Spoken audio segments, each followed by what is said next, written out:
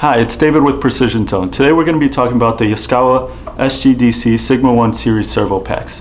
These are going to be very similar to the SGD, SGDA, and SGDB Sigma 1 servo packs. A lot of the alarm information is going to cross over. They're going to have practically the same alarms. So for alarm information, please refer to those videos to get a better idea of them. To find the model number of these drives, you can check on the front flap here. That it should have the model here. If that flap has disappeared, you can also check on the side of this drive for the full model number, starting with SGDC.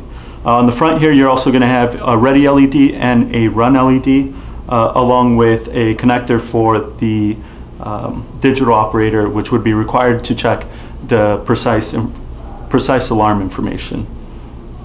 All right, so for further troubleshooting and any additional information, please contact Precision Zone. Our professional technicians recondition and test these drives in custom-built simulators and machines, along with providing a 12-month warranty for all repairs, exchanges, and sales.